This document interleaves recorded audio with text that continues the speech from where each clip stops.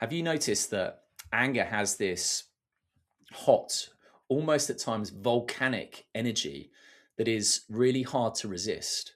And that when we speak or act directly from that, we frequently regret it. But what I've come to see is that anger itself is not the problem. The issue arises when we suppress it, when we shame it, or when we act directly from it. And in this video, I want to talk about how to welcome your anger so that you can embrace it and speak from your center so that you leave feeling a sense of expansion rather than shame and regret. This came up for me not that long ago when I had an important conversation to have addressing what were long standing dynamics. You could even say generational dynamics. And I knew this was an important conversation. And I knew I needed to show up with the right energy and intention. So I woke up early and I went for a walk. And as I was walking, I noticed this anger arising in my body. It started in my belly and it came up into my chest. And what I've done in the past is one of two things. Frequently, I've spoken from the energy and I've later regretted either what I've said or how I've said it, or I've tried to suppress it and get rid of it as if it shouldn't be there. Now, on this occasion, I did not do that. I noticed the sensation in my body and I had an intention to welcome it because I recognize that, yes, anger has caused problems in my life, but it's also absolutely served me. It's helped me stand my ground during important moments. It's helped me stand up for things that matter. And it's absolutely been a driving energy that's propelled me forwards during my search to find truth and escape suffering, which led me all the way to Kensho. So on this occasion, I felt the energy of anger in my body, and I actually spoke to it internally. I said, I see you, I welcome you, I know that you have served me in the past.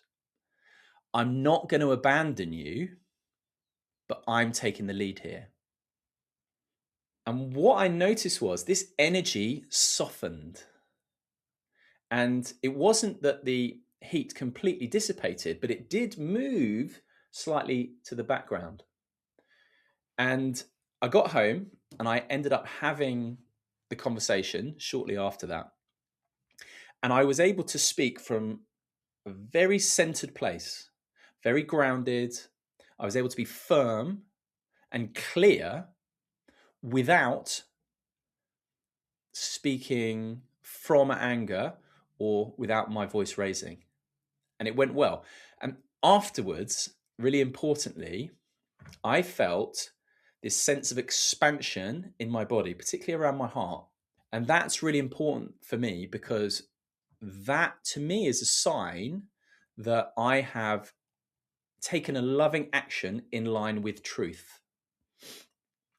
It's not that I've done it perfectly, but it's that I've had an intention to not suppress it, not shame the anger, not act from it, but to embrace it and then speak from stillness.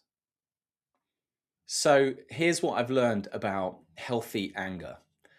Anger is an important energy that is here to serve us, but that can become problematic when we try and shame it. Because when we shame the anger, we create this internal split and the anger can turn inwards.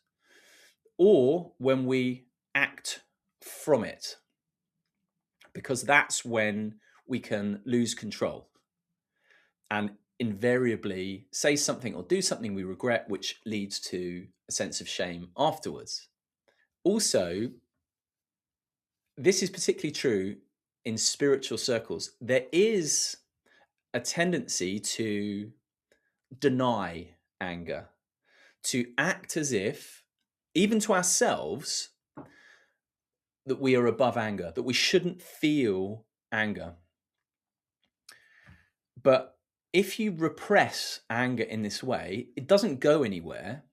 It just stays in the background, and it can show up as a subtle form of tension or resentment or irritation. And we do pick up on it on some level, and you can be very finely tuned to this. Unhealthy anger feels explosive, like it has to go somewhere, like it has to act out. And it's difficult to control, or it's certainly easy to lose control within it. Healthy anger, on the other hand, feels like this fuel at our core that keeps us grounded and firm. What I do when I feel this energy of anger is have an intention to embrace it. And this has become automatic, but it can be helpful at first to have something of a process that goes a bit like this. First of all, notice the energy of anger and allow it. Notice where it is in the body and feel it. And then, importantly, welcome the anger. Because welcoming the anger is a different intention and has a slightly different feel to it than just accepting the anger or witnessing the anger. When we welcome it, there is a subtle intention of love there that can alchemize it. And then it can be helpful to talk to the anger even and say, I see you. Thank you.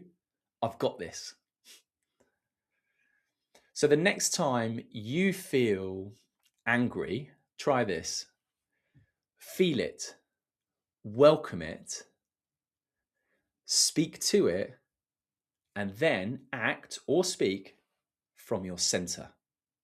Anger is not something to be shamed or to be ruled by. It is to be embraced. So if you feel like you have a challenge or a difficulty with anger, know there's nothing wrong with you. Your anger has been there to try and serve you, and it deserves respect for that reason. And when we embrace it or welcome it in this way, it can become an ally rather than something to be feared or controlled by.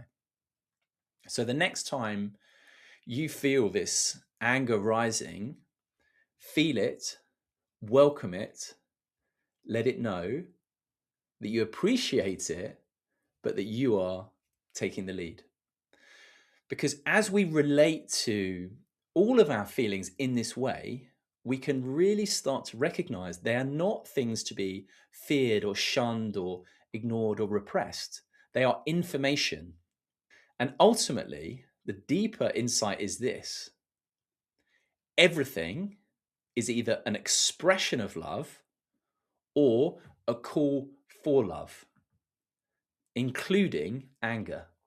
If you are sensitive, thoughtful, and naturally inclined to seek answers, my coaching helps people move from inner resistance and self abandonment to a deep sense of being centered, self trust, and inner peace. If that resonates, you can book a consultation via the link below.